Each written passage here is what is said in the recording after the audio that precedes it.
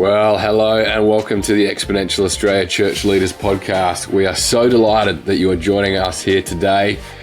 We have just had our Exponential Australia National Conference in August. It's been an amazing time to gather together to celebrate all the different things that the Lord is doing around the Australian church. And as we continue to connect with a wide range of Australian and global leaders when it comes to church planting, multiplication, and church leadership, it is just an absolute delight to continue that journey with you as our listeners. And today we are joined by a relatively new friend of mine in the form of Will Chung. Will is church planter and pastor of Beloved Church in California. Will, it is so great to have you on the podcast with us today, my friend. It's good to be here with you, brother. I can't wait to visit Australia or Sydney or Melbourne. I've been invited a few times, but I haven't made the trip over yet, brother. Come on, man. It's going to be on the agenda at some point. I'm absolutely sure. Well, hey, Will, obviously, being from the US, there may be a bunch of our audience who have never heard your name or, your ministry. I'd love just to start our convo today just by giving us a bit of a thumbnail sketch of who you are, some of your story. We're going to get to the planting of Beloved Church in due time, but just tell us a bit about you. Well, I was actually born and raised in Seoul, South Korea. But then my dad, he works for the U.S. military, so I grew up on the U.S. Army base. So you know how like all across the world they have U.S. embassies. So kind of a third culture kid. I am Korean by ethnicity, but I was born U.S. citizen on the Army base. And then when I was 15 years old, in the middle of my sophomore year, I actually moved to a small town called Champaign-Urbana, Illinois. My mom and I moved in with my brother, who was going to university there at U of I, University of Illinois. So I moved in with him middle of my sophomore year. And I had a radical encounter with Jesus my junior year in high school. And those people who just like, they're just on fire. Yeah. I just caught the flame. I was a Jesus freak. And so I applied to one school, graduating high school, which was Trinity International University, TES, Trinity Seminary, but the undergrad in the Illinois area, Chicago area.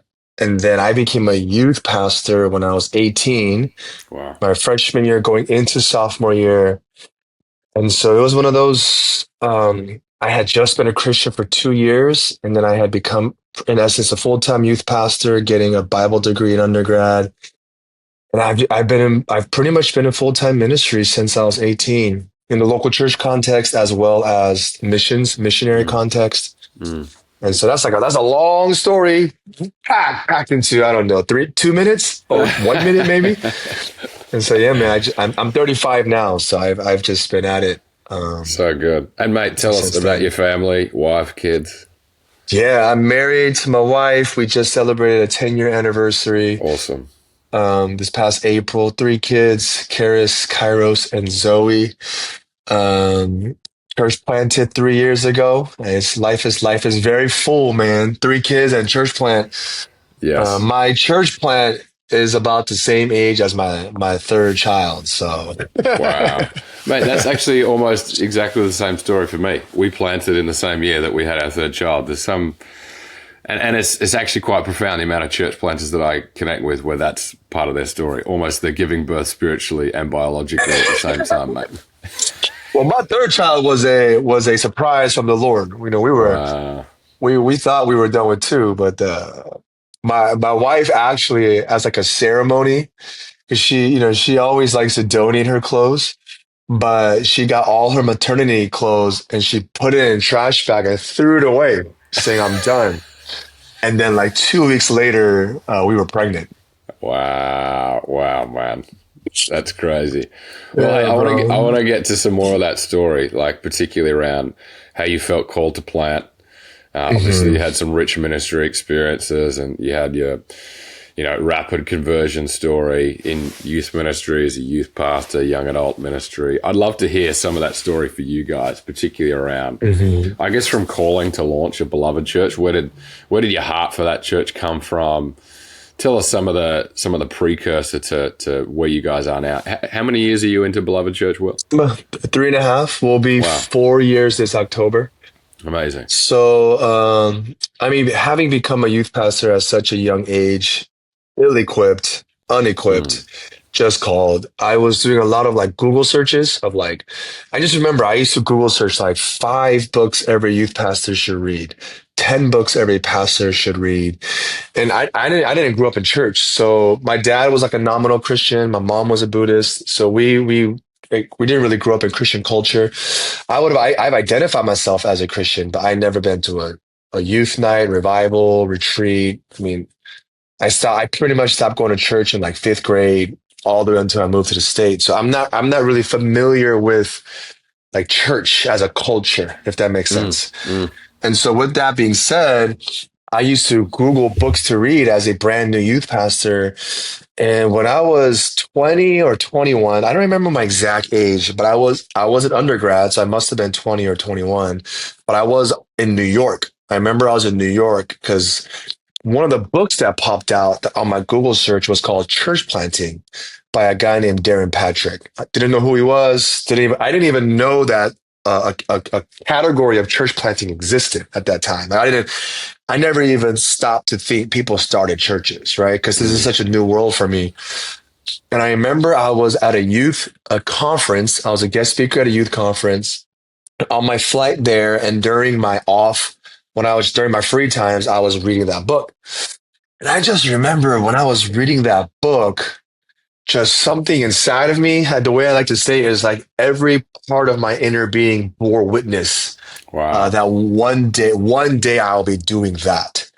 And so I remember I was so stirred up, I went back to my church and I told my senior pastor. By this time, I was now a college pastor at an immigrant Korean church. And so anyone that just spoke English was in my department. And so we were like, at that time, probably like 80 people were coming to our Sunday English speaking service. And I told him, I want to start a church one day because this book. And he literally told me, hey, if you start a church, take all these students with you and I'll cover your salary for the Wow. first couple of years. And I then told my spiritual father, the person I was saved under, and he told me, you're out of your mind. You don't know what you're talking about. Don't even think about starting a church. And that was 2021. And so I went on a 10-year journey where I almost started a church 2 to 3 times every year. Wow. And I just never did. I, I literally thought I was gonna. I have like 10 church names during that 10 years, like Passion City Church, Renewed Church, like the Meeting Place Church. Because I was just, and what I did was, I just remember thinking that one day I would do this, so I lived and prepared as if I would one day. And so a lot of the preparation, a lot of the personal development, a lot of the training, a lot of the arenas and the areas I was in was that. And so that was just all during that. So it took a 10-year journey, literally 10 years. Wow. Mate, that's incredible. I Mm. didn't realize that there was so much history and context and what has Mhm. become already a flourishing, beautiful church. And also what an amazing story of your previous senior pastor to have that heart for church planting as Mhm. well. Mate. Mhm. And so that's kind of how it started, man. And so and during that journey, that's how it started, but I questioned all along the way. Yeah. Because I was doing a lot of missions work with my father-in-law, who was my spiritual father. And I had thought that I would end up joining him and eventually take over. That's what I Mm. thought was going to happen because he's a serial church planner as well. Wow. But he plants churches overseas, like all Yeah. over, Okay. like literally across the globe. He's Mm. probably Mm. planted close to 30 to 40 churches by now. Wow. And so I was with him. I served with him and under him for maybe 12, 15 years. I don't Hmm. know the exact number. Maybe 10 to 12 years. Hmm. And then at the same time, I had led some like citywide regional prayer movements, youth conferences. And so I didn't know if I was ever going to do it, which Wow. led to a mental breakdown. Mm. And it was during that mental breakdown, I got the clarity that I'll plant a church. Wow. Well, mate, I want to come back to that because that's a big part of kind of, I think, what first drew my attention to you as a leader, someone who's very in tune with their own spiritual journey. But what I'm curious to know, and I'm sure maybe it's all intermingled, is tell us about planting young. Like it just seems like, of course, there are church planters of all different ages. We Hmm. celebrate, all kind of stories of church planting, but obviously for you, and you've just already alluded to the fact that you planted pretty soon after or before Hmm. having your third child. Tell us about some of those challenges, man, because we want to see more of that here in Australia. That's the heart to see.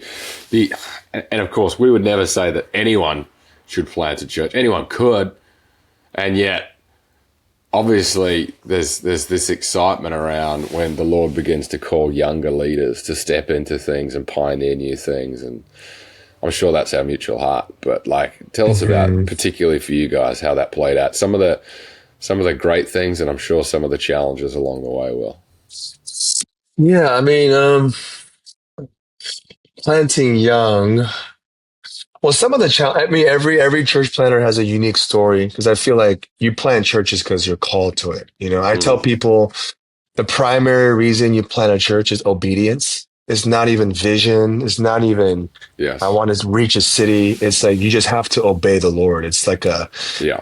unceasing, growing conviction that you can't shake off. And so, what was unique in my context was I come from a immigrant, Korean American immigrant church world that does not necessarily celebrate church planting, even though my first pastor did. He's an anomaly. But generally speaking, the vision in the immigrant church is stay within the immigrant church and serve your immigrant community, but don't go out and launch. That's just not a part of our culture. So that made it difficult. Number two, I was never a part of a church planting church. I haven't been around or served in a church that celebrated church planting or church planters. So that was unique. And then we're young. So even now, my congregation is predominantly millennials and Gen Z. I mean, now that we're 3 years, we're getting a little more established. We do have some Gen Xers and boomers who have been calling beloved home, It's great. but it's a bro. And I planted in COVID, bro. I launched in 2021. So like, Wow. and so like it was just it was just crazy. I can And I see the planted in PTSD kind of coming up your face, mate. and then I planted in California, in Southern California, in like South LA, North Orange County. So it's like we were the epicenter of lockdowns and riots and protests and national outcry. So it was like it was insane. That's probably why I had a mental breakdown. So like Yeah. people were financially afraid because the economy shut down. There was political tension because the BLM riots, along with people protesting the church should be open, the other people in the church should be closed. So I don't know if I'm answering your question. Now, all that to be said, the challenges and the gifts. Let me start with the gifts. The gifts of that was that it was a blank slate. Yeah. Church was being completely redefined. Mm, And so now what was a challenge is also an opportunity. And because you could see it as a challenge or you could see it as an opportunity to cease to lead fresh. And I was also leading during a time where the church in America, I don't know if it was like that. I think, but in general in the West, yeah. it was being deconstructed. Mm, And this deconstruction movement was being led by young people. mm, And so that was, again, that's a challenge, but the opportunity is now we can reconstruct it in a timely manner for what God is doing in this generation. And so in one regards, I had a lot of people, I mean, majority of our congregation, the first 2 years were all like deconstruction people who left the church 5, 10 years ago, and they were giving God one more try. That yeah. was Yeah. kind of the people that were coming. And so the beauty of it was that Blaine Slate, a beauty of it was that because we were deconstructing, we were able to reconstruct. And then another beauty was you got young people who were zealous and passionate for what was happening in the world. And so Mm, you shift their hearts a little bit towards a God-given cause. It's there's a wind because young people are typically more activists. They're more driven towards new things. Challenges of it was young people don't have financial resources. Young people have not been. theologically trained to think through cultural and social issues with a biblical framework. And if they were trained, they were trained in systems that now they were deconstructing. So I had to really shepherd and teach our community how to navigate a lot of that cultural, political, and social tension. Another difficulty was, I mean, those are the two main ones. It's huge, man. Lack of resources and the time that I was leading it. Mm, Does that make sense? And totally. so, but it's a catch-22. With that came blessings because because I launched in COVID. A lot of people also came Mm. because they all left their churches because they were all pissed, right? Like they all left their churches during this time, and then in 2023 and four, as they're coming back, they kind of want to see what's happening in the new world. So it's a lot, man. I don't know. I don't even know It's if the wild. answers are. No, it Yeah, it's totally a does. while. And what and you've alluded to it twice now, and I think this was like I said before, it was one of the reasons that I was first really drawn to you as a leader, Will, particularly as you spoke at Exponential Global 2 years ago now. We've connected a couple of times, but you shared very eloquently and very beautifully around this need for deep attachment, even all the while we're doing these great things for the Lord. Attachment to God, attachment to others. And I think there has been this resurgence, particularly post-pandemic, for a variety of factors, church misdemeanors, whatever it might be, of like this generation of younger leaders saying, I want to do this in a really healthy way. I want to do this in a way that is akin to the way that we would perceive that God would want us to lead. And that's not to say that previous generations haven't whatsoever. And yet I think there is this kind of like fierce commitment to, we want to be healthy leaders. We want to take the best of the previous generations. We want to integrate deep spiritual formation. And when you shared a little bit about your mental breakdown and about some of the attachment challenges, I guess, that you experienced, I'd love to kind of just expose some of our audience to that. Yeah, I was literally just thinking about this today as I was just thinking about my sermon this Sunday. I think for the first decade of my leadership, I wanted God to be first. Mm, And then this past 5 years, I want God to be the center.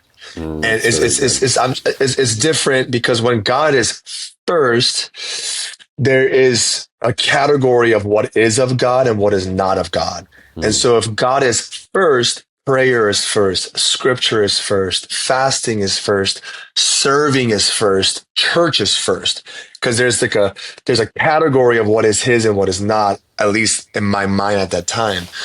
But when God is the center, he's in all things. Yeah, it's great. And so there's no longer this dichotomy of seeing God in just Christian service, but it's a shift towards seeing God in every area of my life. And when God is the center of my life, I could see him and sense him and be with him in all things. And I'm no longer defined or limit my relationship and my service to God with Christian ministry. And so for me, part of my burnout was I was trying to be a servant. I was trying to be faithful and I was trying to be a steward, but it was so unhealthy because I wasn't attuned to the inner realities of my soul. And I even used to say this, like the longing of my heart before my mental breakdown was to be close to God, which I think is great. But now I just want to be one with God. And so I could be doing anything in that framework and in that, I believe, the right theology. And it's coming from my center and from a place of overflow and not from the fringes. Yeah, it's really Right. good. And so that entire framework has shifted every area of my life. And yeah, yeah. It's great, man. And I think, even some of which is a tough lesson to learn, man. And you obviously shared it from the platform at Orlando a couple of years ago, but like just that recognition that we can be doing all these great things for God. And yet, particularly for younger leaders who might be in a season of young marriage, having kids, like what about actually investing deeply in those right places rather than doing all this stuff out for God here? And yet you shared very vulnerably about some of the attachment with your youngest daughter, I think it was, and just that need to be in Like that must have been a harrowing season to kind of really come to terms with. Yeah. Yeah, because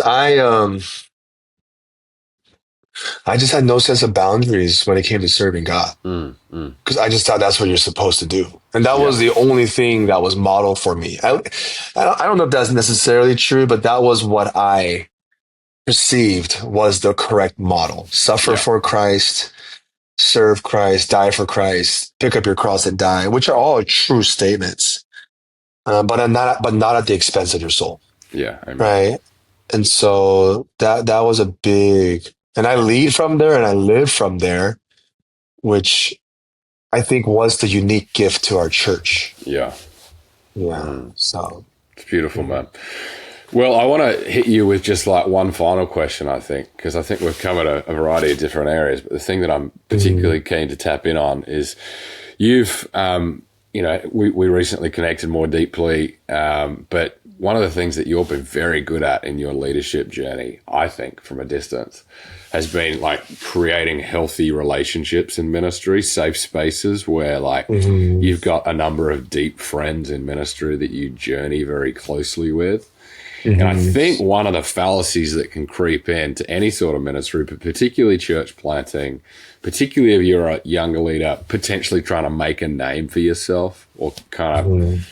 whatever it might be. I don't want to go down a bunch of rabbit holes that aren't there to go down, but like you've formed a number of very deep friendships and relationships in ministry that you connect with often that seem to have been a real lifeline for you.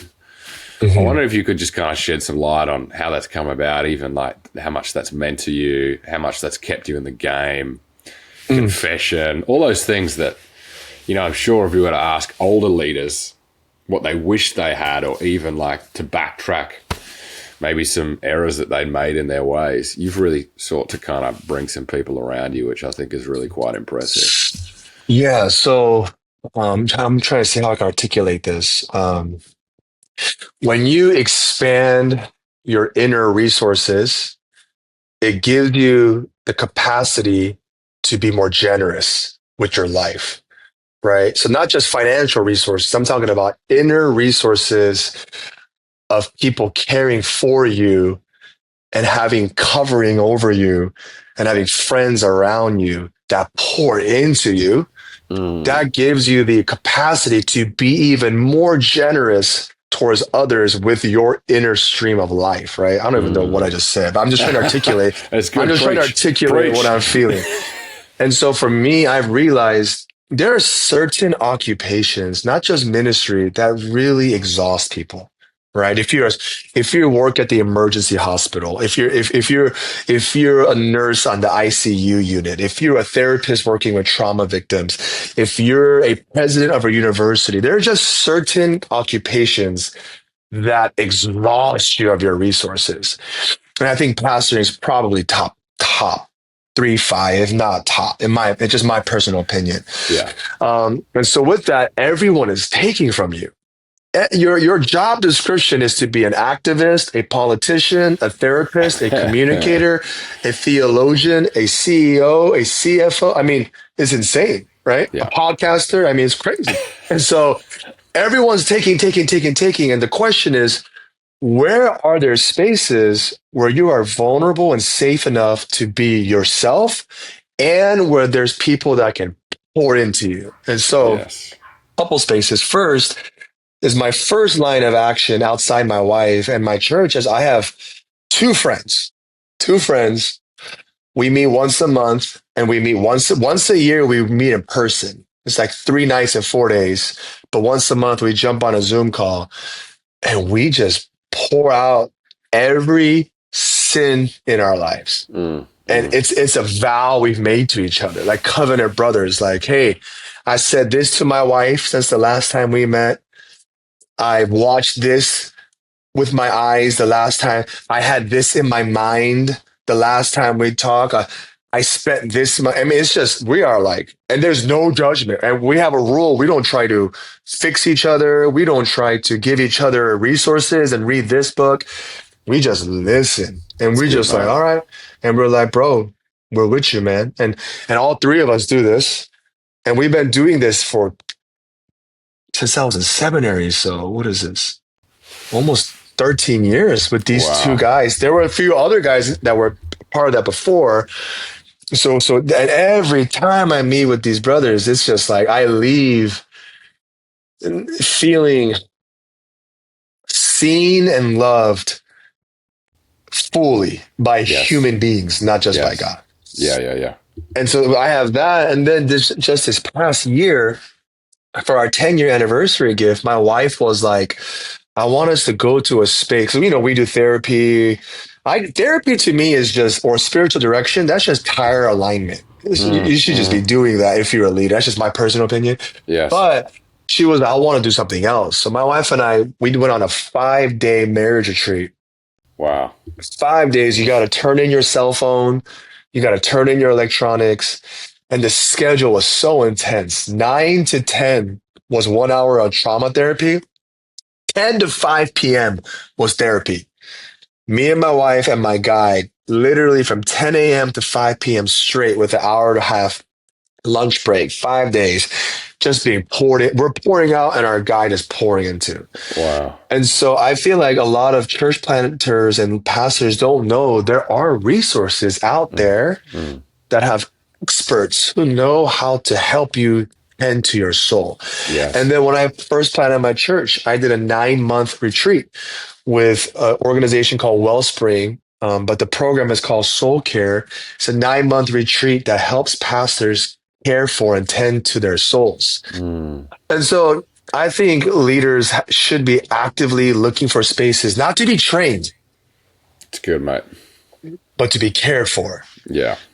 Because we're always being trained. Mm. Everyone is listening to this podcast. They're looking for further training, which is great. Yes. Uh, but where is Psalm 23 happening in your life? Yeah, Right? The it's Lord is good. my shepherd, I shall not want. He leads me beside waters, he calms my soul, he restores my soul, right? He Yeah. makes me lie down in green pastures, right? Like, do you have spaces where you're being cared for?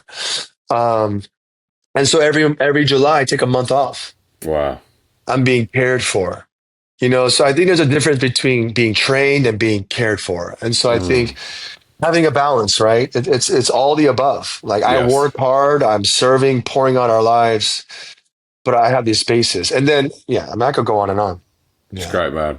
Well, we're so appreciated just hearing some of your journey, particularly for those who haven't heard of you before, just being refreshed by your honesty. I think it's really exciting as I hear stories like yours and others of it feels like we're in a new wine moment, and I just wanted to really, take the time to just express how much we appreciate you jumping on the podcast, being with us today. You're a great friend from a distance, and we definitely hope at some point you might come to Australia and bless Exponential and definitely bless a bunch of other church leaders and churches. So, mate, it's been so great to have you on the podcast today. Yeah, bro, it's been a joy and honor.